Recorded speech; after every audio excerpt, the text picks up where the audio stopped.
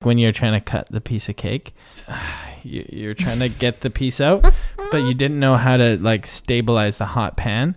And instead of like getting like a dry towel, which is right there, or even getting oven mitts, you grab a fork and you try to stabilize the pan. What an idiot! With a fork. And I'm watching this. I'm like, oh my gosh, are you pregnant? Are you pregnant? Oh my gosh, No. You're pregnant. Hey pals, we are back with another hour of merriment. Welcome to the show. I'm Carly Jansen, co-host of this podcast, along with my partner in crime and parenting, Johnny Jansen. This week, we ended up highlighting how we all can be a little stupid sometimes. It wasn't on purpose, it was an accident, but also we note that it's important not to take these things as a permanent testament to your character. We also discussed two different perspectives on aging. One of us, not such a fan. Guess who it is? My birthday's coming up this month. The difference between a euphemism and euthanasia, and we really put on our dunce hats as we try to figure out the meaning of transition phrases. Anything you want to hear on the show that you'd like to know more about, check out our show notes for episode 26 at carlyandjohnny.com. If you don't find it there, get a hold of us on social media with the handle @carlyandjohnny. Thanks for joining us. Now come on in and get your merriment. Yeah, is it better? Yeah, it's totally better. Is it good volume? Is everything okay? Yep. It's perfect. Really? Perfecto. Well, yeah. No, it feels about right. I could use it like just like a fraction higher. Like that? Yeah, that's perfect. Love it. Perfect. Love it, honey. Wow. All right. Look at us. Here we are back on the show.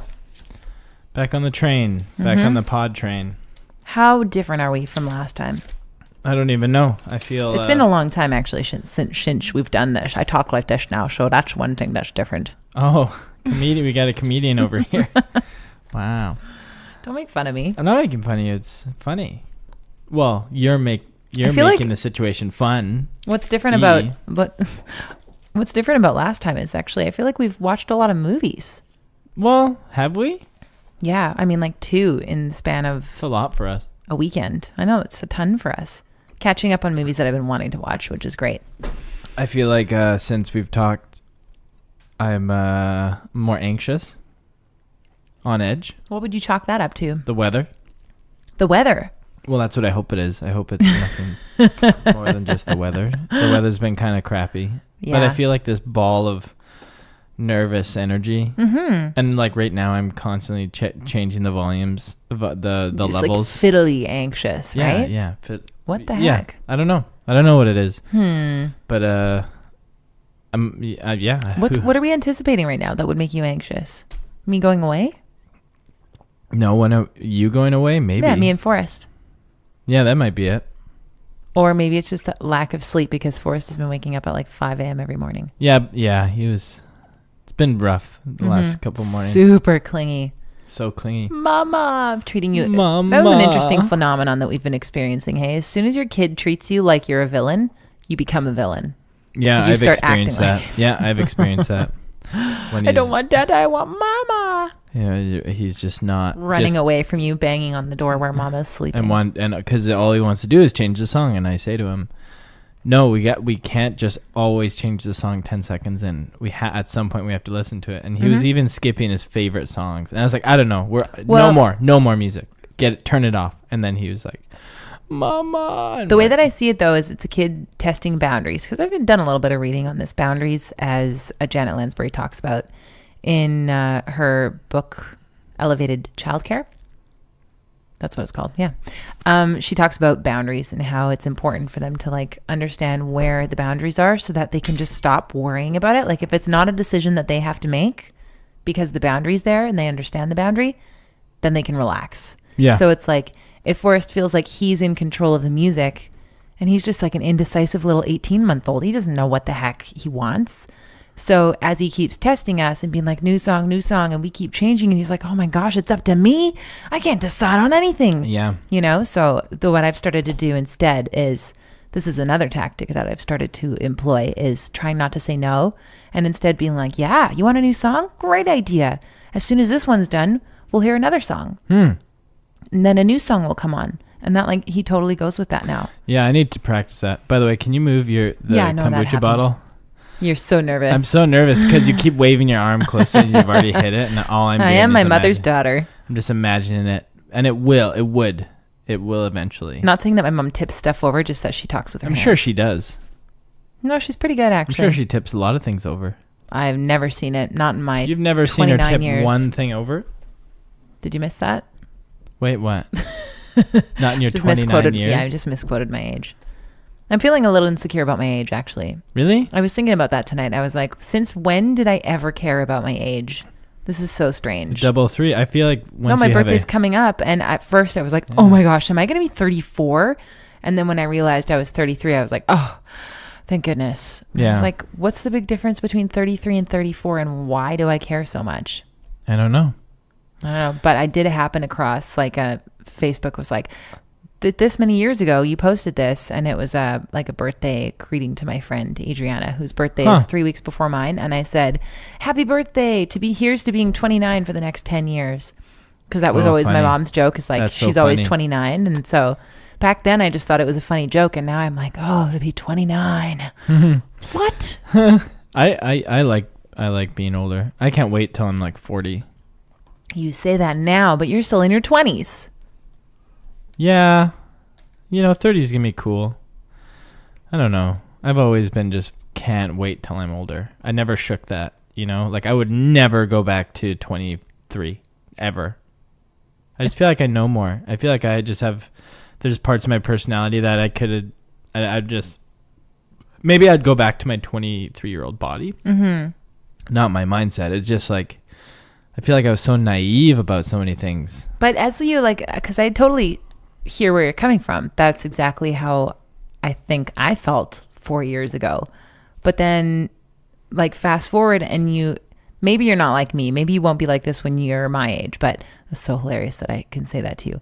But the way that I'm seeing it right now is I am slowly just ticking away. My naivety is slowly going away. All of those things that you think made you don't want to go back to when you were younger, you are now seeing the virtues of that, right? Because you're just getting less and less of that now. Yeah. I see it more as I'm better at my job and I do better work. Mm-hmm. And that's good. I to be honest, my wanting to be older has more to do with my career and honing in on what I'm good at, because I always, when I was younger, that's cool. That's a great way to look at it. Trying to fast forward, I was always too eager, I didn't have the skills that I thought I had, and I thought I could just achieve certain things instantly, but really it takes 10 years to get good at decent at something, right? Yep. Or 20 years to get even better, right? That's such a good way of looking at it. Maybe we measure our our satisfaction with our age more based on the wisdom that we're acquiring, rather than the body parts that are aging. Although, like I said, I still think it's wonderful to have some naivety and energy and fresh take on the world. And I feel like, though, even body wise, I have a better handle on my body now than I did before, because my weight fluctuated a lot. I didn't really treat myself that great. Still, it's not awesome, but I'm definitely watch what I eat more, definitely exercise a lot more than even though the very little exercise that I do now. I mean, biking.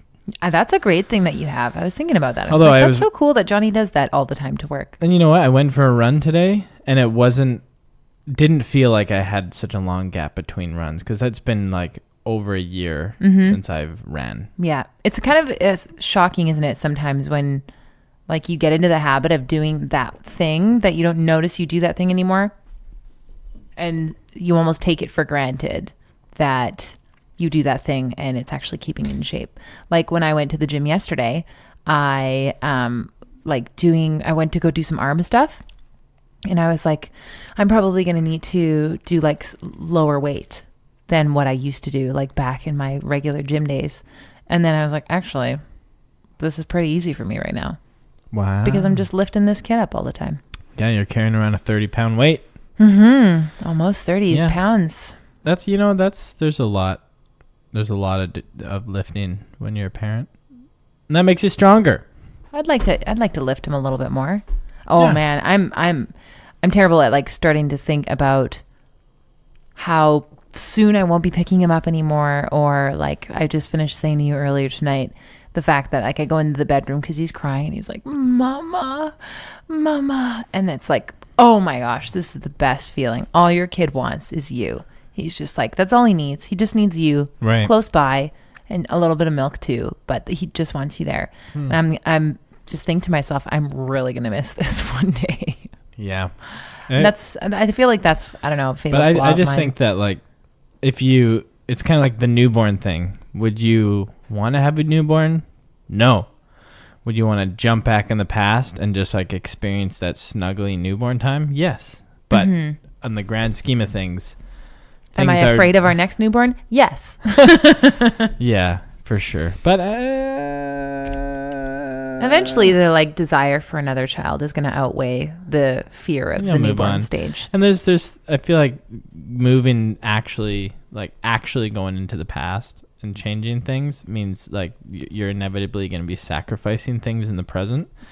And I just don't think those things will be worth it. Like when Forrest is like 12, we have a great relationship with him.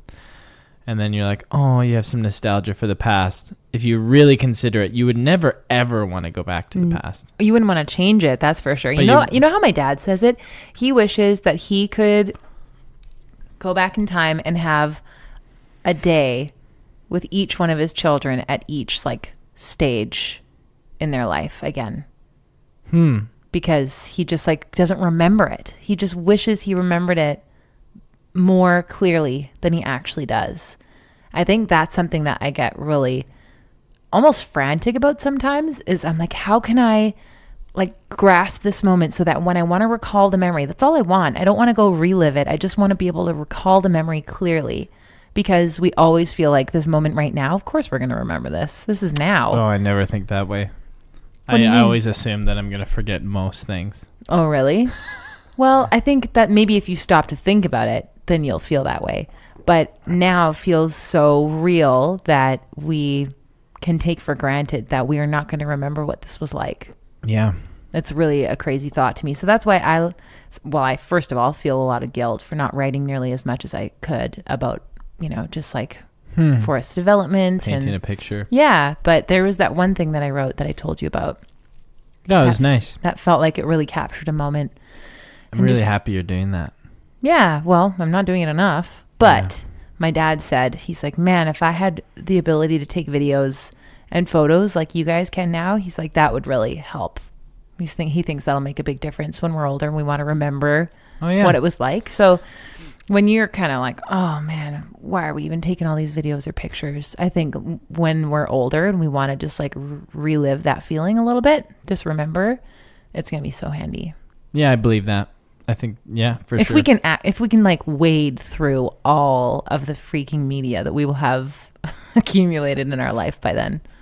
Or if like, who knows what the future is going to be like in 50 years or like 40 years, like we might be able to actually relive those memories through virtual reality. That could be. Oh my goodness. Could be. I bet you some people would just live like that. Some people can't pull themselves out of the past as it is now. Yeah, maybe. Or they would just actually relive the past and be like, oh no, that was actually pretty shitty. No, you know what? I'm the same. I don't know. Like I think nostalgia, it was interesting working at a children's virtual world just because we experienced, the kids experienced what we called accelerated nostalgia because like every month this world would change. That's kind of was the Club Penguin thing is like every month there'd be a party and we'd always be like changing the buildings and changing the art, and there'd be like a large group of kids who would always protest it and hate it and always wish like old CP is what they call the old Club Penguin, bring old Club Penguin back, and they'd have all these, they would just like imagine what it was like in the past. But then we could like visit it like on our side of things, and we could actually visit old Club Penguin, and it was like, it's actually pretty lame. Not that fun. It's just nostalgia. It's just going back to that point in your life when you felt those like strong emotions towards something, right? It's like, it would be like, I don't know, going to see What's something like, it's like watching a movie. Yeah, an old movie. Like I watched North recently. I used to love that movie, and watching it, I was like, this is so bigoted and offensive. Yeah, it's pretty like bad. Really bad. But when you, at the so time, much racial profiling, and it's terrible. But yeah, you go back and you're like... And I think that like if you over glorify the past, it's I don't know if it lends itself to adapting to the future and relating to newer generations who just won't be in touch with what you went through as a kid. I think that kind of just applies to so many situations. It's almost like I had to be there type of thing. Yeah.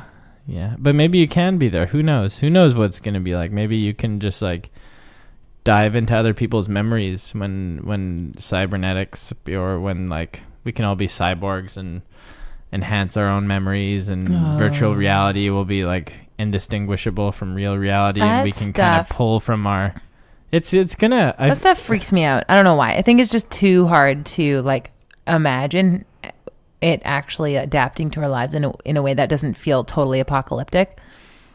Why is it apocalyptic though? It's just different. It's such a massive change to the way we live. Cell phones are ridiculous. But like something in our brains is different. Like, and what you're saying, even the way that you talk about it, is like it's going to be such astronomical change. Yeah. I mean, there's always people who are afraid of progress. You know, it's going to happen. We're moving towards it too quick. Like it's interesting watching the everybody's probably watched it, but the Elon Musk interview, you haven't listened to it. Oh my goodness. It's really great. Elon Musk does like a 3-hour interview on Joe Rogan's podcast, and just hearing his perspective on the future and on artificial intelligence. And he really has like an optimistic attitude. It's really cool, especially on humanity. And he that's cool. Says that just like most people are good people. Like most things are better than we think. Like everything is just spun negatively. Well, I'm glad that one of the great minds of today thinks that. Yeah, well, it comes out of a fatalistic attitude. He forces himself, like he'd rather be optimistic and wrong than to be skeptical and right. You know? Yeah. That's how he put it. And I was like, oh. Because like if you are right and you kind of be like, I told you so guy, nobody's going to like you. Right. But if you're the I told you so guy, you might have prepared far better. Yeah, but what is life without humanity, right? Like, who wants to be the select few that remains? Not me. Your dad, maybe. Your dad would be like, oh yeah, I'll be a bush ape. Great. Not me, man. Oh, Paula's going to like that one. I'd be sad. I'd be so sad. I think, yeah. It was interesting hearing, like, them talk about how there's a lot of people who just don't like humanity. And it's like, there's a lot of people that don't like people. Yeah, and I share Elon's optimism. It's like, I like humanity. I think we're pretty great. And I feel like it's easy to paint things negatively, like, but because we feel strongly emotional about it. But like, just like most things, there is like real evil in the world, but most things that can you get your back up about, it's much more nuanced than, you know. There's so much more to it. Yeah. And a lot of the times there's so many influences and like environmental factors that created that monster you're looking at. Yeah, it's actually freeing to have that a mindset in the world, because it's like, I don't know, you give yourself grace. You can just be like, everybody makes mistakes. Everybody does, you know. Mm-hmm. It's it's just life. It's good. We're all monsters sometimes. You know when I'm a monster? When I have had way too little sleep, and Forrest has also had way too little sleep. You got mad at me for dipping in the cake. Oh, did I? I wasn't saying I was a monster then. That wasn't that bad. You were a monster then. To me. Not. Oh, you were very much a monster. What did they do? Reenact. You were like, don't cut into my cake. And you were like, my cake. And you're just I said you were butchering it. You're butchering my cake. But it wasn't even like the usual light. You're like, Carly. Like, I thought I did do it lightly. No, it was like, oh, it was man. Like, fuck you. That's my cake. I did not say the F word. I spent a lot of time on that. But I think it's pretty funny. Okay, taking the away, I do apologize for being monstrous at that moment. I didn't actually think I was that bad at that time, but you were perceived it that way. I'm sorry. You're fine. But I was kind of like very similar to the cookie in the hand in the cookie jar scenario. Yeah, the look on your face was like a deer in the headlights. I was like, just cut yourself a piece. No, Don't take a hunk. You weren't like that. No, but what I was saying was like that because we wanted to save it. No, I said that you must not have heard the part where I said, just cut yourself a piece. Don't squirrel on my cake. Oh. I was like, just take a proper piece. Don't just like eat hunks out of the cake. Oh. I slaved over this cake. Did you? I mean, would you call yourself slaving over the cake? I mean, that's pretty offensive. That's a little bit of a euphemism. Euphemism? No, not a euphemism. Isn't that when you kill old people? What? Oh my gosh, that's euthanasia. Euphemism is a nicer word for something actually terrible. No, so it wasn't a euphemism, a hyperbole. What I said was actually hyperbole. Euthanasia. So yeah, actually, euthanasia is a euphemism. Wow. It's not the same word. Well, might as well be. I'm just saying. Did you get euphemismed? Euphemized? Yeah. Would you get euphemized one day? Yes. Really? Absolutely. Euphemized. I would please. Please. Tone this guy down. If I'm just like stuck in an old folks home and it's like every day is like, just give me a bunch of mushrooms and then kill me. Euphemize me. Whoa, Johnny, we were talking about euphemisms, not euthanizing. Oh, euthanize me. Wait, were you serious? I was just like, yeah, when I'm old, I would be euthanized. Really? Yeah, absolutely. Man, you know me. This is such a controversial topic. I haven't put enough thought I don't know into about it. I don't know it. politically. I can't speak for anybody else or anybody's preferences or whatever. But it's like, yeah, me, I would just be like, yes, you have my consent. If I'm suffering and I'm like, please. And it's like, I don't know, unless our idea on death changes, unless society shifts to have more respect for our elders, I don't know. Yeah, it's tricky because if you have the thought of like destiny but maybe you're destined to do something, important still. You make that choice, but then like, what if that wasn't your time? Yeah, but what also if you're just we pooping keep our in your time diaper every day. You're just pooping in your diaper, and then there's this like, all the respect to care aides, but somebody you just met maybe the last year or so, and she's just changing your diaper. Oh, it'd be in days. Like you met her today. Yeah, and then maybe she's had a hard day and she doesn't like her job that much, and she's just rude to you. Mm-hmm. Naturally, she's not a monster. She's just like kind of like, doesn't have many F's to give anymore. Yeah, and you're just like, oh, this is my life now, and then you look forward to that one day a week, if that like a grandkid totally visits you. It's pretty sad. I don't know. That's when community comes in handy. Give me a bunch of mushrooms and kill me. Oh man, that's so grim. Maybe, but it's not really. Well, I guess it doesn't have to be. No. Death has been really stigmatized. Yeah, I don't necessarily think that that's it when you die. I don't. No, neither do I. And I also don't think that it's like a club. That when you die, it's like, oh, did I make it into the right elitist club? Did I do all the right things? Mm-hmm. No. Man. I don't think that's it. I think it's more just like, I like the Hindu approach where it's like you die. Or is it Hindu? The whole thing that it's like you die and you wake up and you're like, oh, you're just like everything. You're just like, oh my gosh, that was a crazy trip. Yeah. Oh, that's what I was just saying to my dad the other day. Maybe my kind of theory came out of conversations that you and I have had, because my dad was saying, or like we were talking about what happens when you die, and he's like, what if this is all just an experience that, I can't remember what he was saying, but what I was saying is that when you die and all of a sudden you're like, oh wow, okay, well now I look and I'm like, oh, oh, so that's what was happening. Now I have all the perspective on this life. And you knew that you were going into it before you went into the life, but during the life, you don't have that like that transcendence. You don't have that like sentience to understand from, your extra dimensional being. You don't have that perspective while you're in the life. No, but once you're done the life, then you have that, extra dimensional perspective again. You're like, oh wow, what a trip that was. Yeah, and you're like, what am I gonna do next? Let's be like a drug addict. Let's be like a abused person, because I've never experienced that. I've only ever been this privileged person. I want to experience what like real abuse is like, and then you live through that and you wake up and you're like, whoa, that was different. Well, how Cassie talks about it in some of the like learnings that she has done is that our soul has different lessons to learn. Yeah.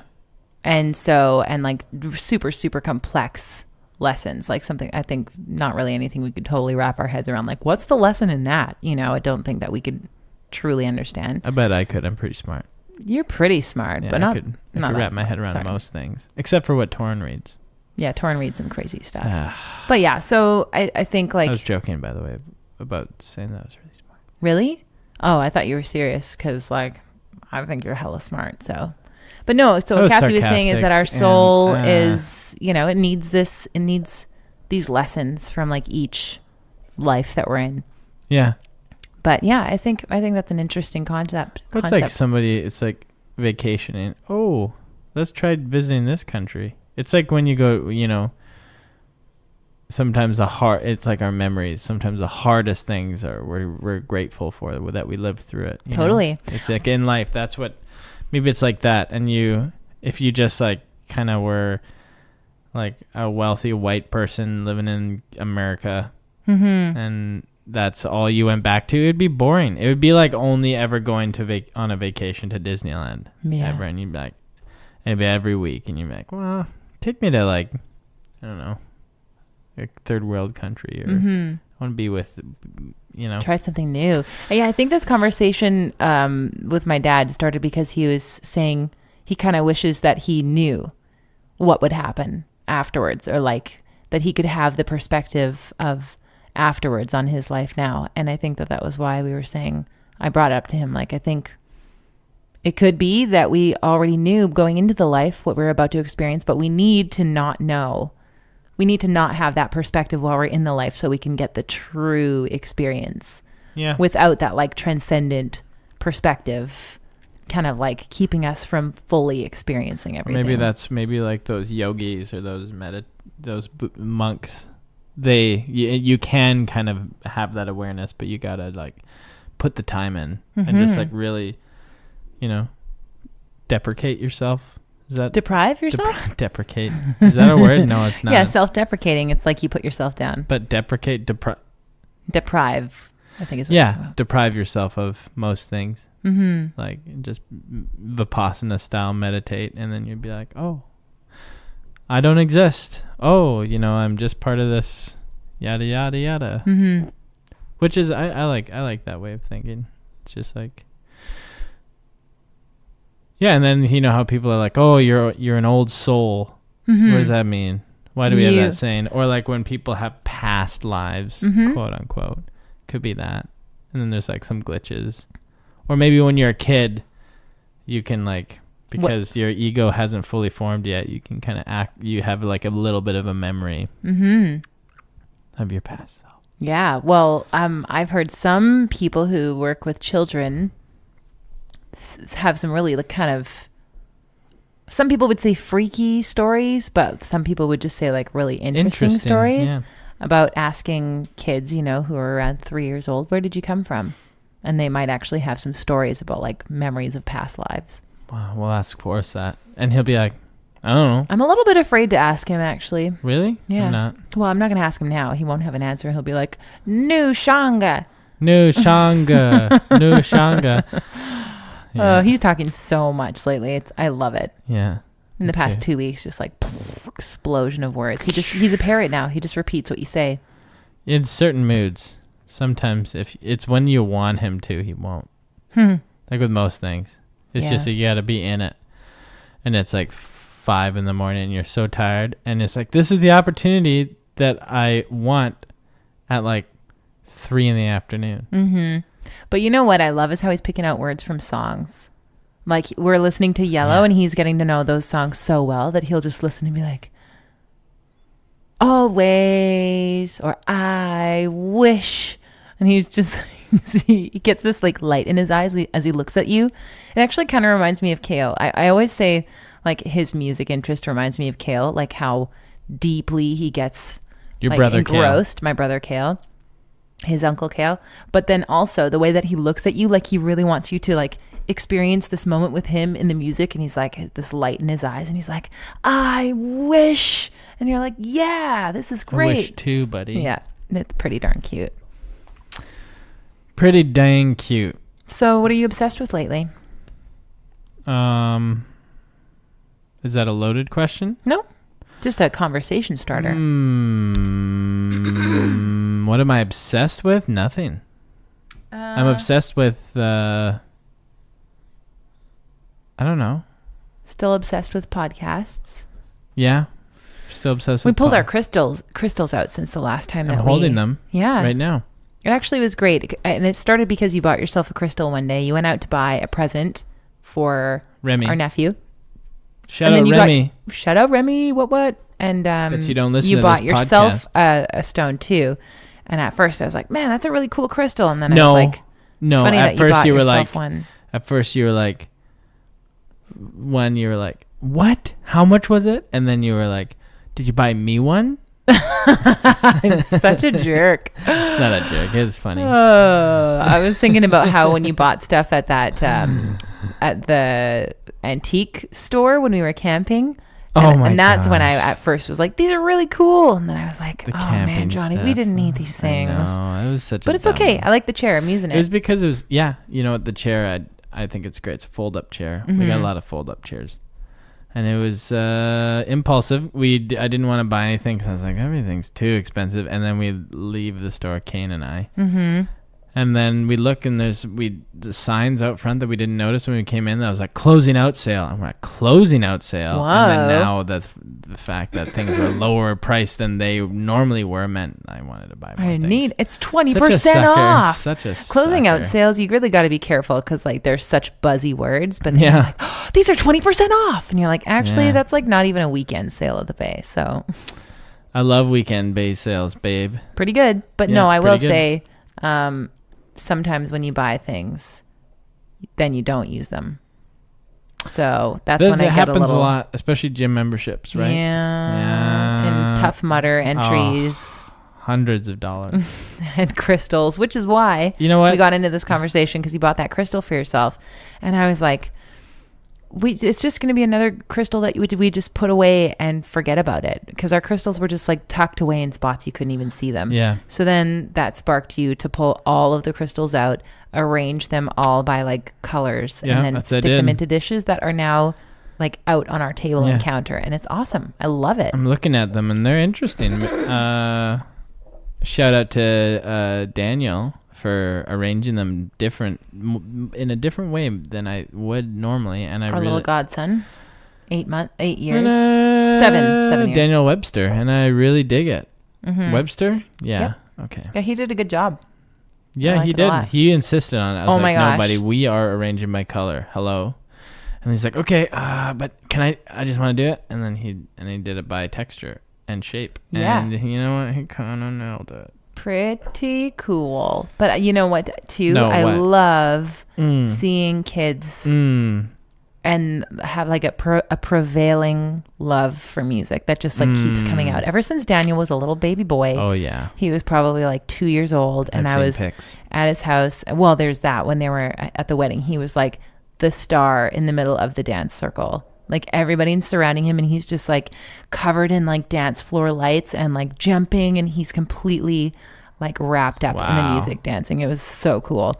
And then also I remember being at his parents' place visiting and his mom had like gone to the bathroom and so the music was on and I just started dancing with him and we ended up having so much fun dancing together. Like it was the most engaged I'd ever seen him. And now as a 7-year-old boy, he absolutely loves dancing. He's 7. He's 8. He's 8 now? He's turning 9. No. Yes. I checked with Adriana. He's 7. No, he's 8. You're right. He's 8. Oh my gosh. I'm such a bad godmother. I'm not even a fairy godmother. You're not even a goose. I suck at this. Is a goose? Is a mother goose? No, yeah, you're thinking of two different Mother tales. Goose. Was she a godmother? No. I wouldn't want to be raised by a goose. Mother be a bitch. Goose. Be a bitch mom. Is Mother Goose a goose, or is she just You'd be a son mother of a bitch. who rides on a goose? I don't know, but at the end of the day, brush up on my fairy tales. No, but anyway, so he was he's going to be going into dance lessons because he's been our godson Daniel, who's 8, just freaking loves dancing. Like, he watches YouTube videos and starts learning the dance moves of the kids. I don't know why, but he's rocking our synthesizer too. Yeah, and then he comes over and he's learning the synth, and he's like, Auntie Carly, come over here and listen to this.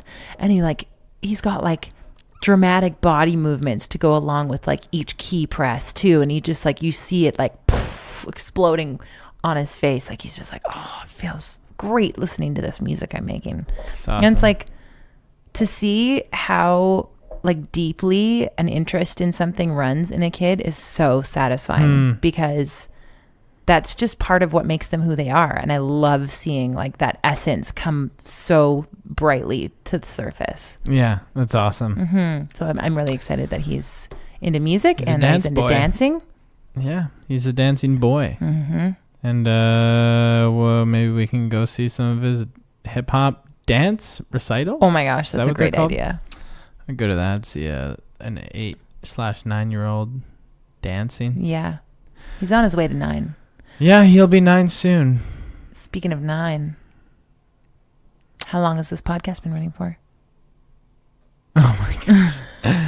Not long enough. We still got like 24 minutes. 24? You're lying. No, it's been going for 36 minutes. Oh, seriously? Yeah. I thought we'd just been jabbing away like, oh, somebody shut these two people up. No. Okay. Well, I'm enjoying myself. Yeah, me too. I'm just like constantly... It's fidgeting? it's that anxious energy that I think it's the weather changing, but... You're spinning. I'm also thinking that like, oh my gosh, what do I have to say? I'll say one thing. Yeah? I'll tell a really brief story about how inefficient of a butter measurer you are. Oh my gosh. Really? It was funny to observe. We get this new scale, and then it's on the other side of the kitchen, and then Carly has the butter on the complete opposite side, probably a good 5 steps away. And then she goes over there, she puts the bowl on the scale, and instead of zeroing it with the bowl on it, she just memorizes how much the bowl weighs, walks across the kitchen, puts a little bit of butter on it, puts it back on the scale, and then is just like kind of doing calculations in her head, having to minus how much the bowl, and then it's like, okay, I need a little bit more, and then walks across the kitchen again to put a little bit more in, and then I couldn't believe it. And you were so mad. It was making you really mad. It was making me really mad. But the funny thing was, was a bunch of things too, like when you're trying to cut the piece of cake, and you're like, you're trying to get the piece out, but you didn't know how to like stabilize the hot pan. And instead of like getting it papered, of getting like a dry towel, which is right there, or even getting oven mitts, you grab a fork and you try to stabilize the pan. What an idiot! With a fork, and I'm watching this. I'm like, oh my gosh, are you pregnant? Are you pregnant? Oh my gosh, no. Are you pregnant? No. It's what a pregnant. You have to get your period in order to get pregnant. No. Newsflash. Oh shoot, I didn't know that. What's a period? Anyways, that's a funny story. And it's funny though, because we even said like, and you were like, I know I do this stuff sometimes too, but it's like, if you could just have some perspective on your own life, like a camera that records you the way that you like do things in the kitchen, and you watch it and you're just like, what are you doing? Yeah. Stop and just think for evaluate. a second. Like, think strategically here. I do that. I do that and dawdling. Man, there's times when I go in the kitchen and I'm like, okay, I got to do this one thing, and then I'll just like look in the fridge a little bit, and then I'll like go into the cupboard and grab some like almonds, and then go back, and then go back into the kitchen, and then like look in the fridge again, then go back to get some almonds, and then totally forget why I was in the kitchen, and then go like back eat a handful to the office, of cake. yeah, and then mess up your cake, and then come back and be like, what what was I doing? And then it's like, Johnny, why didn't you put your dinner dishes away? Like, that's what I was that's gonna what do. I was doing. It's like, yeah, just except for when like somebody's about to come over and I want to impress them with how neat and tidy our place is. I become like the best cleaner. You're so good when that happens. And I've tried to tap into that when nobody's around, but I just can't. My mind is just like, oh, let's feel anxious about cleaning and not clean. It's the pressure of a deadline. Yeah, I work really well with that. Even like with I do too. things. I mean, like I've only got 2 work days a week right now, and as like the end of I think it's like the first work day I'm a lot less efficient than like the next work day. All of a sudden, like the clock's ticking, and I'm way faster. Wow. Yeah. It's good. It's how can we kind of make Harness our own? I think it starts with being able to get funding or convincing people to give you money for something, because then you're like, oh my gosh, I gotta, Totally. The investors, as they say, in Wall startup Street? companies. I was gonna say Wall Street, but they don't say that. No, they are the investors. Yeah. I don't know anything about. I was just gonna say I don't know anything about that stuff. No. Talking way out of my league here, kid. We got pants. Oh, hey, man. That's I a love boring a good thing to talk about, though. I love a good warehouse It's like sale. a warehouse sale trying on 5 pairs of pants. I tried on 10 and I bought 4. Yeah, good job. You needed pants. You'd been picking holes in your balls. Yeah. I wonder how quickly you're gonna. No, that's inaccurate. that would be very painful. Really, Could you imagine? I would have to. really concerning. On the topic of like enjoying pain. Yeah. Which you'd have in order to scratch a hole in your balls, you'd have to enjoy that pain to get to that point. I think. Yeah. It's not like you're gonna be like accidentally pick a hole in your testicles. Oh, that sounds terrible.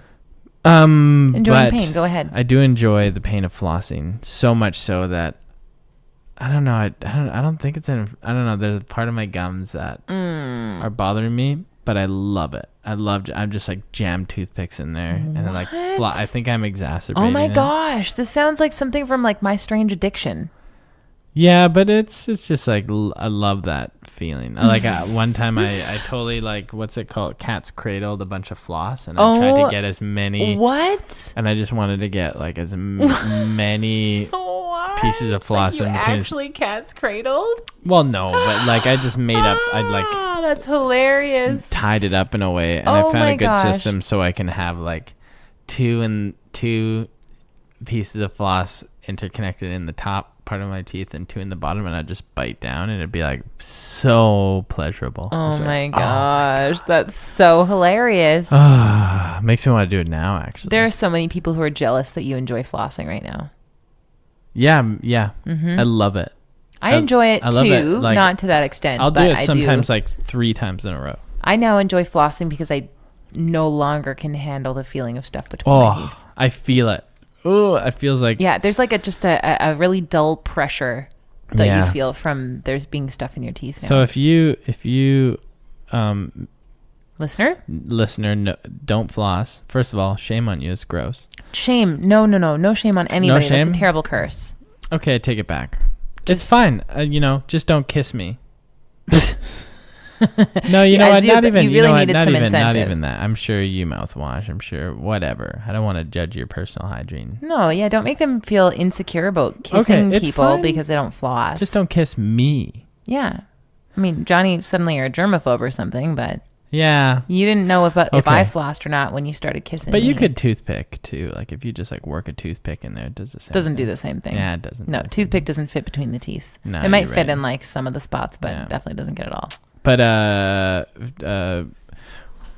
word to the wise, is that a thing? Yeah. What does that mean? Word to the wise. Word to the wise. I don't like that. For the people who are wise enough to listen. Word right? to the wise. I think that's what it means. Okay. Word to the wise.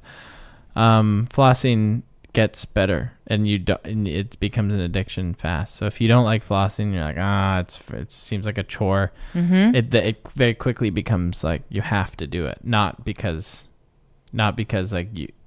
Like logically you have to do it, but like your body's like, I need to do that. Yeah. I feel like that's the case with a lot of things though. Anyways, that's the case with a lot of things like exercise, which is why I am actually going to start doing that again. I feel like it's time for me to get really clever about exercising, because otherwise I'm just like going to be on a downward spiral. Yeah, and I'm doing it now. Oh, good for you. But I mean, I needed you to be on board. You're going to watch Forrest while I go to the gym in the mornings. And well, I don't have a choice. I'm not going to fight you on it. Yeah. With most, you know what I mean? I probably won't be happy with it at first, like I haven't been, but I'm not going to be like, you don't deserve to exercise. That's where my moral kind of compass is like, well, yeah, it's not. Who am I to deny you of some freedom? Yeah. Well, and the way that I see it but I will take it if I will take advantage of more sleep if it's offered. Oh, totally. If it's opportuned. If it's opportuned. Why is that not a word? Is that not a word? Is this opportuned for me? Wow, that feels like a very opportuned situation. This is really opportuned to my scenario. Opportunistic. Is that a word? Yes. And I am an opportunist. Is that a word? When it comes to getting more sleep. What's a different word from opportunist? Opportunist? No. I don't think that's actually a word, but it should be. Okay, but what's when you're a person that you're just like, oh, I'm when you look for... No, you're an opportunist. We've been talking about words for too long. Hey, Siri. No, she's not listening. No. Sometimes Siri just doesn't listen hard enough. We talk about like, ooh, they're listening. And then sometimes you're just like, could you listen a little harder? Can you just like... You do your job of disrupting my privacy. Man, I don't even bother with Siri anymore. If you're going to do it right. We're like mostly not on speaking terms anymore, Siri and I. Really? Yeah. I just don't bother with her. I'm just like, bike. You know what? You don't bike. I don't bike. Opportunist. Person who exploits circumstances to gain immediate advantage rather than being guided by consistent principles or plans. Wow, that's a biased description. No, I'm reading it. No, I'm just talking about the person who wrote it. They're slightly biased. They're like exploits. That's quite a harsh word. That's it as a noun. And an adjective is the calculating and opportunist politician. Opportunistic. Oh, the adjective is opportunistic. I'm a dummy. You are not. Don't say those things about yourself. Ask me what a noun is. What's a noun? I don't know. What's a proper noun? I don't know. Oh, is it like... I know what a noun is. It's like person, place, or thing. Yeah. Proper noun is that a capitalized person, place, or thing? Oh, okay. Yeah. Feels like a name. I was going to say that, right? I was going to say, yeah. So like a regular noun verb is would an be action like... word, right? Verb is, an action. Okay, I got an adjective is like describing a descriptor, yeah. Man, I remember in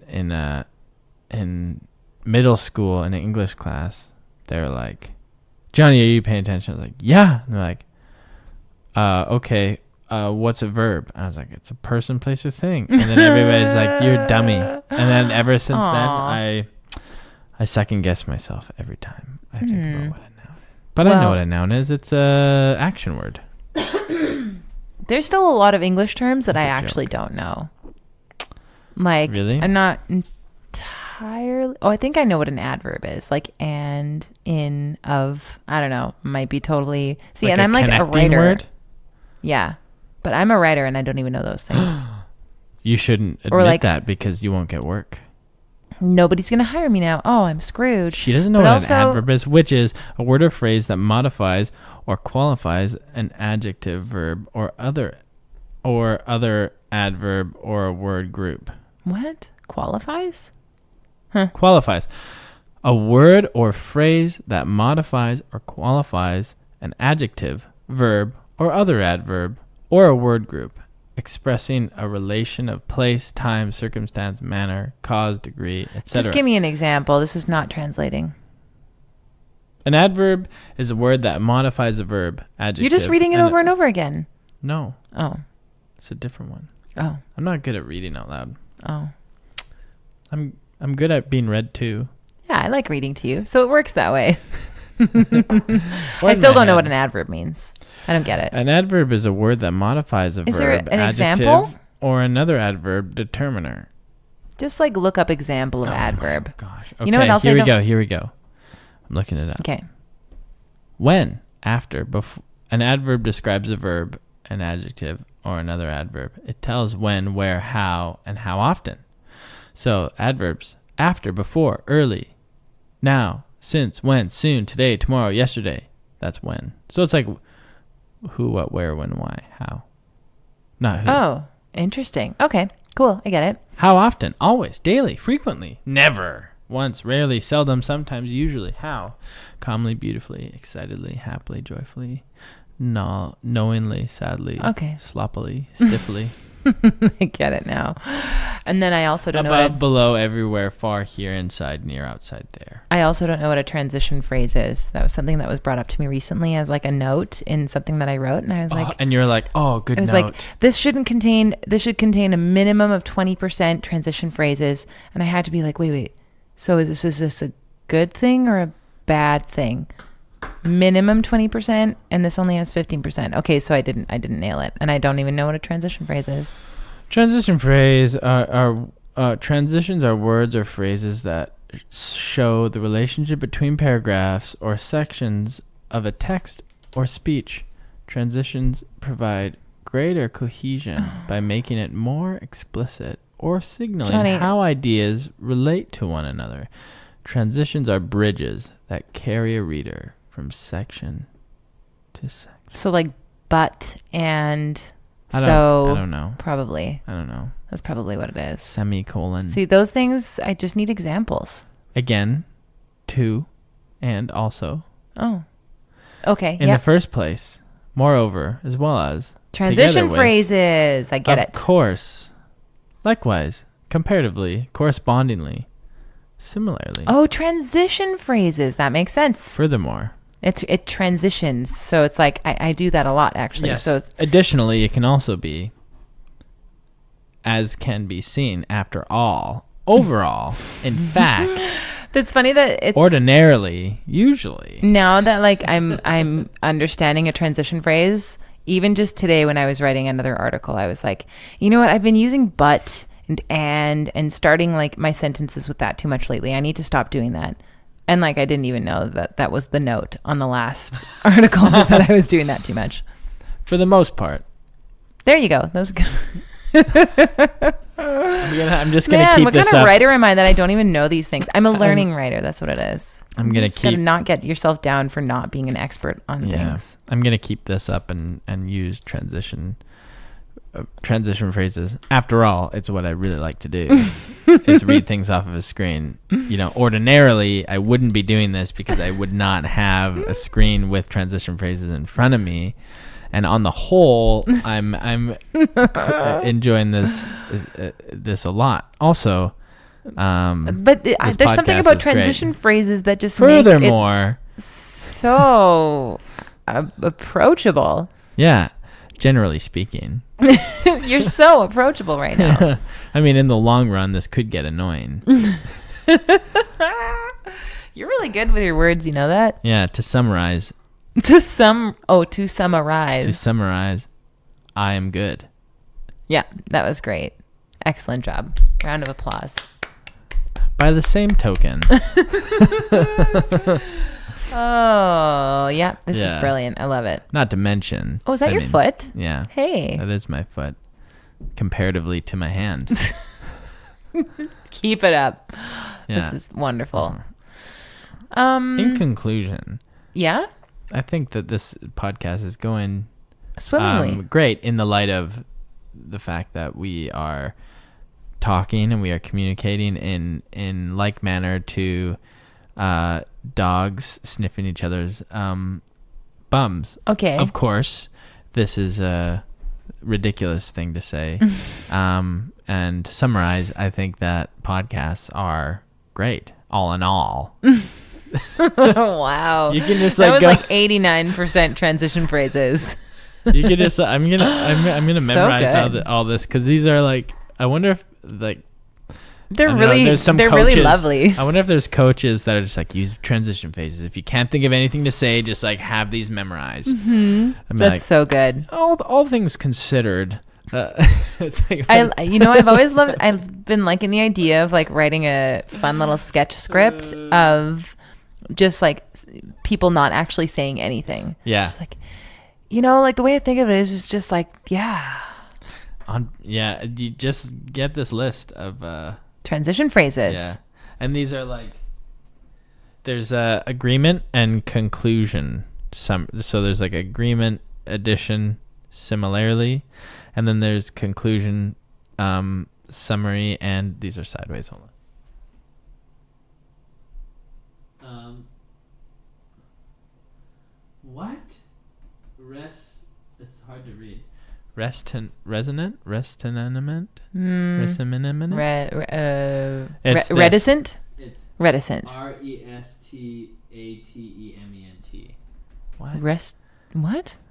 That doesn't sound like a real word. I don't know who I am. But I'm not an expert on anything. No. I'm an expert. You know what I'm an expert on? What? I think there's only one thing. I shouldn't call him a thing, but I am an expert on Forrest. Yeah. Our kid. I am definitely, I can say 100%, I am an expert on that kid. Yeah. More so than anybody else. Yeah. In the same way, you are also an expert on breathing. Mm-hmm. Not to mention, you are also an expert on walking. No. Comparatively. Transition phrase. Like you are like a bird is an expert at flying. I guess so. Like you do it really. Is that what expert means? Yeah. It comes naturally. Yeah. I didn't know if maybe like to be an expert on breathing is to like really understand like deeply the ins and outs of like the science of breathing. Yeah, maybe I was misconstruing. Misconstruing? Misconstruing. I love this like persona of being a intellect. like English intellect, yeah. Yeah. but just like not nailing it at all. And furthermore, I think that it's maybe not an expert. I don't know. Would an expert think things just like come naturally? Does an expert on breathing is just like a really good at breathing or know everything about breathing? Probably. Yeah. What if that's like I'd say more like a professional breather. Yeah. Because you'd say like a professional hockey player doesn't necessarily know everything about hockey playing, but they're just really good at it. Right. Is that the difference between a professional and an expert? Well, you compete at the expert level. You play at the expert level. Given these points, I don't breathe at the expert level though. Like there are some expert breathers. Oh yeah, out like there. holotropic breathing.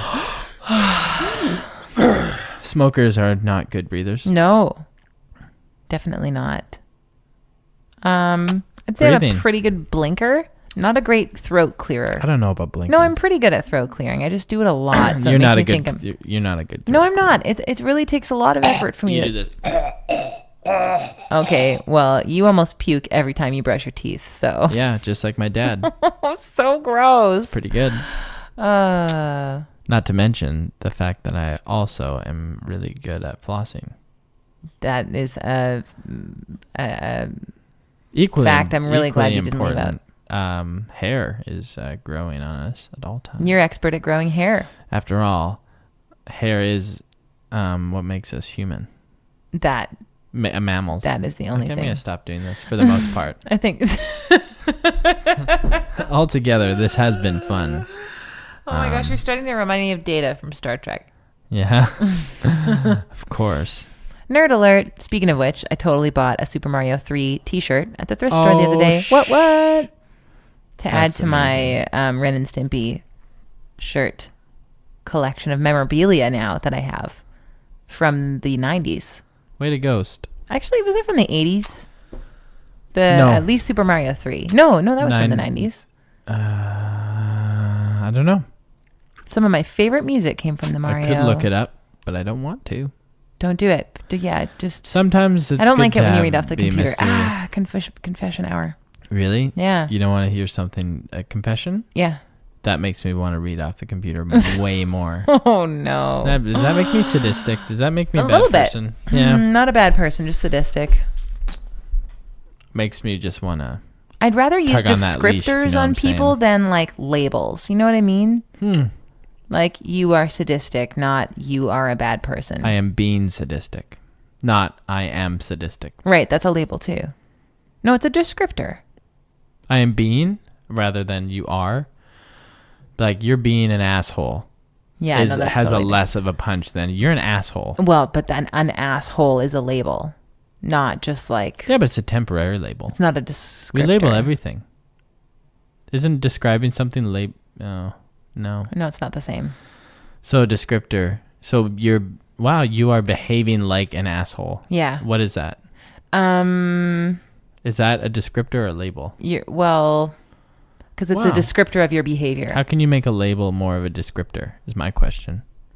You are a punk ass versus... You're kind of like a punk ass. You're punky. Punky? I don't think that's a word.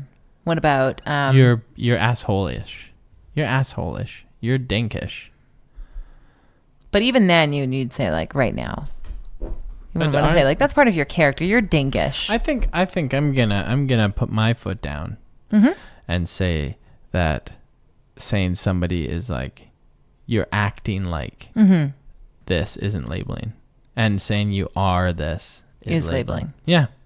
Because that's like, how dare you put me in a box? But you can put me in like a box that I can slip in and out of from moment to moment, which is just like being like, you're acting really grumpy right now, as opposed to saying you are really grumpy, or like you are this type of person, or right now you're acting like this, or type like of person. It seems like you're feeling grumpy, rather than you're grumpy. Yeah. Or more like you're a jerk, or you're acting like a jerk, right? And then that could be like, you're right, I'm gonna step out of that jerk box. And it's more like you're in that box. Just make like a dotted line as box. As opposed to being like, you're a jerk and I'm putting you in that box. This is a reflection on your character. Yeah. So if we can all be dicks. And I think we can all be jerks. We can all be assholes. And I think it's okay that we acknowledge that, just as long as we recognize that we're not that all the time. Totally. You know? Yeah. It's almost like you have to give people an opportunity to save face. It's like give them the benefit of the doubt so that they can like come out of whatever, funk that they're in, and you'll still allow them back into like the good zone. That's why I think like calling out more, like that's when being too nice all the time can kind of be disservice. Is this like there's like this fear that you're gonna make somebody feel bad. But like sometimes I think it's okay, you know, like sometimes it's enduring to just like have a friend group where they're just being like, hey, you're being a dick. Yeah. Like, I know. It's almost like you just have to show them the way out too, or like at least let the path out be clear still. Yeah. So it's like, just like, hey, you know what? You're kind of being a jerk, but like, come on, snap out of it and let's go get some ice cream together. Yeah, but if I know me, if I go get ice cream, I'm going to be a jerk after I eat that ice cream. So this is a bad idea. You're in between a rock and a hard place at that point. I don't get that saying. Well, actually, I don't. You're smushed? Yeah, pretty much. Basically, you're just like I'm trying to imagine like a bug in between a rock and a hard place. I'm imagining like C-3PO and Luke Skywalker and Han. No, C-3PO is the one on the other side. It's like R2-D2 and Han Solo, and they're all in the garbage compressor. And they're screaming, and C-3PO's like, they're being crushed, they're dying. They're in between a rock and a hard place. That's right. Man, a couple of nerd references now this time. I'm actually not that much of a nerd. I just have nerdy siblings. But I don't even think those things, those like Star Wars, it's too mainstream to be nerdy. Even it's mainstream now, but like, I would say like, for a good decade of my upbringing, it was just nerdy. Yeah, but even then, I feel like if you're really a nerd, you like read the books. You know, you read the Star, like there's a Force Awakens book. Well, there's definitely like multiple levels of nerd. But there are also some people who have never watched Star Wars that as soon as you like have some pop culture references to them, they're like, never seen Star Wars, nerd. I don't know about that. You don't think anywhere in the world there are people just like the person I just described? No, I don't know if that's a rightful accusation. I feel like that's disservice to real nerdism. And I'm offended. The meaning of nerd. What is it exactly? Oh, well, I can find out. I'm going to read off the screen. Oh, no. What have I done? You wanted me to do that. No, this is a planned bit. I just forgot that it means you're going to read out loud. I'll read it in my head then. Fine. I'll just pick it up through telepathy. Oh. What? What's nerd mean? A person who likes pop culture, like Star Wars. Yeah. Wow. I'm just kidding. The person who likes it. No. It's a foolish or contemptible person who lacks social skills or is boringly studious. Oh, it's a geek. I think it's geek. No, this is nerd. No, but what I'm saying is I think geek is the appropriate term for people A who are... single-minded expert in a particular technical field. That's a nerd. Yeah. Yeah, try geek. Maybe geek is more accurate to describe people who are into like those deep pop culture. Geek, an unfashionable or socially inept person. That's 1. 2. A carnival performer who performs wild or disgusting acts. That's a geek? Yeah, that's the noun. Verb, engage in or discuss computer-related tasks obsessively or with great attention to technical detail. Wow, I can't believe there are like actually... Now, you know how many people are geeks now? So many people. Everybody. Dork. I don't know about that because technology is at a place where like you can't be an IT person who can repair their iPhone or their Mac. Whereas like I imagine like a geek would be somebody who's like can build a computer. Right. There's a lot of those, but they're still geeks, in my opinion. Yeah. Well, by definition. Yeah. Dork, a dull, slow-witted, or socially inept person. None of these describe what so many people call penis. themselves when they like Star Wars and... Yeah, but I feel like... I don't know. Dude, a man, a guy. A dude, man, guy. Yeah. That's what that... A verb. Did you know that dude is a verb? And it's dress up elaborately. To dude?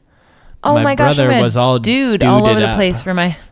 I'm going to like dude this. it up. I'm going to dude it up on my birthday party. Yeah, well, it's about that time of the year where it's your birthday. Yep. Turning a new 36, right? Yep. Which is a label. I'm not actually turning 36. It's a label. Is it? Well, I mean, when you think about it, it's so funny that we celebrate our birthday and only then do we feel an entire year older than what we were the day before. I'm okay with labels as long as they're like labels that I approve of. Like if somebody's like, you're a singer, would you be like, that's a label? Don't call me that. Oh. It's like, wait, you know, it's fine to label people. I when sing. they're good things. You're a very nice person. Don't put me in a box. Nice is a descriptor. Well, you are a nice person. Yeah. Not always. How dare you? Yeah, you are a good boy. Or even these days, you are a boy. How dare you? Worm. Call me Worm. One more time. Is that your chosen pronoun? Yeah, probably. Worm. Oh man, I would love to meet a worm. But it's weird though, because it'd be like, sounds more like a nickname than a pronoun, doesn't it? I guess so. It's like, hey, Worm. Oh yeah, Worm over there was just. It's like he. No, it's. I mean, anything can. Worm become was. those things. Worm. I think I like that better than they actually. If I think about that, because they trips me up because I'm just like plural. Like I imagine like a group of people. Like if I call you they, I'm thinking of you as a collective. Yeah, actually, if we were to talk about non-specific gender pronouns, I think to have a new word would be handy. I like Worm because you'd be like, Worm is right. Because I could totally get behind that because I could just, my mind would be like, it's like a name. Yeah. Yeah, that works. There's that other one. What was the other one? Like Zhu or something? Zer. I don't know why. That one just sounds like German? No, it sounds like an alien name. It sounds elitist. Does it? No.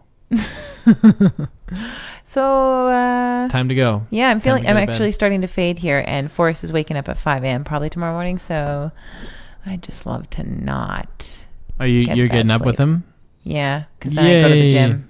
Hopefully, I'm gonna hope that he gets up a little bit later, but I'm not gonna bank on it. Who's Jim? Don't you want to know? I'm gonna get really sweaty tomorrow when I go to visit the gym. Wow, you talk to him. You have such reverence for this gym person. The gym. There's only one gym. It takes about an hour or so. Oh man, is this Is this okay? No. Absolutely not. Pee my pants. Kind of fun. All right. So I guess we'll talk to you. I would say that this is more of a real conversation that we've had in the past. That's not like, what do you want to do? Let's talk about people or boring things. Or this is like, I feel like this podcast is accountability for us to talk about interesting shit that isn't like right people or events. Yeah, no, that's totally true. I think that's exactly what this is for. We get a little bit too wrapped up in just like, events and people talk. Yeah. Oh, boring. Boring. Who cares? Only when it's like talking about ideas is that when it gets really. But then that's confusing though, because you'd be like, well, I can talk about this. We can get around that, but being like, well, I'm just talking about the idea that this person. The concepts. The concept of a person. Human behavior. I still do believe that. So interesting. Well, you can believe whatever you want. All I know is that talking about people for too long, no matter whether it feels like it's about concepts or ideas, it starts to feel yucky. So if you're just like talking about people and like maybe critiquing their behavior and how you would do it differently, it just is not helpful after like max 10 minutes. Especially when there's a group of people who are like, oh my gosh, let's talk about this. Yeah. Oh, can you believe that this? And then it's like, just put it to rest, move on, do something fun. Yeah. Furthermore, I think that gossip isn't good. And in conclusion, we should all gossip less, as opposed to not gossiping. And in conjunction with... And in light of all of the cyberbullying that's going on, gossip shouldn't be, and bullying shouldn't be tolerated. It should be outlawed. Yeah, it should be outlawed. And after all, I've been gossiped about, and it doesn't feel good. And in my opinion, I think that gossip is a bad boy thing to do. That's one thing actually that I think about when I listen to other people. Like if other people are talking to me about somebody that we both know, and it's like not in a very, whether it's in a just critical light or just like an opinionated light, it definitely is difficult to not think that they probably talk about you that way when you're not around. Whether it's like they have a good opinion about you or a bad opinion about you, they've got an opinion about you, and everyone's sitting around talking about their opinion about you. Like, oh, doesn't feel good. I believe how good looking Johnny is. It just makes us all look ugly. I think it's like that guy. It's fine if it's like for a minute, like, oh, did you hear what this person's doing? That's so good. Good for them. That's really cool. But as soon as like you start really analyzing and digging it apart for 5, 10, 20 minutes, it's like now this is a little bit out of hand. Just like comment on it, be like, man, that's really good for them, or oh wow, hopefully that works out for them, or whatever. Move on. Speaking of moving on, bedtime. I think we should end this podcast, and in conclusion, I think this went over well, as opposed to it not going over well. These transition phrases. And above all, I think we did a great job. Tooting your own horn. I think you did a great job. Thanks, babe. Because when we record this together, we talk about cool things and we connect. Yeah. I like it. And in light of us connecting, it could be great to continue doing this podcast, maybe.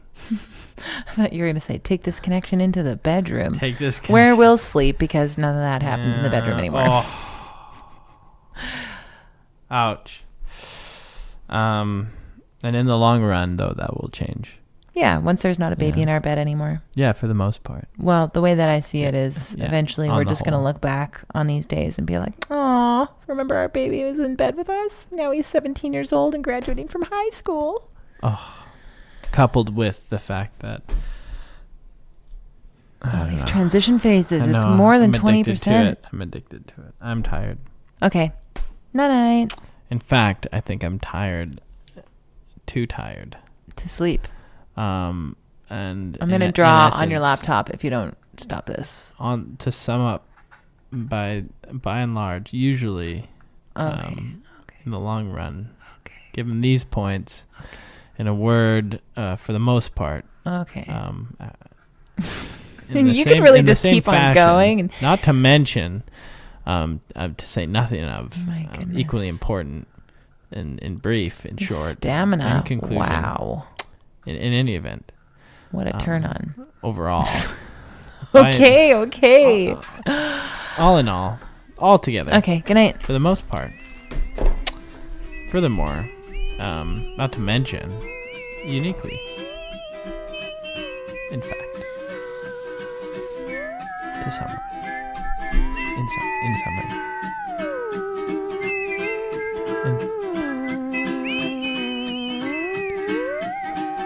Wow, I'm really sorry about that. That guy,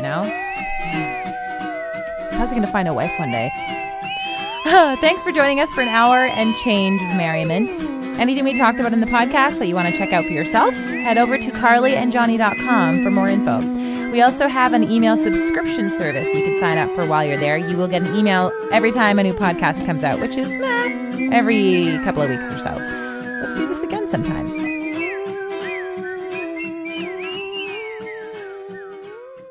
Your mother and I love you very much.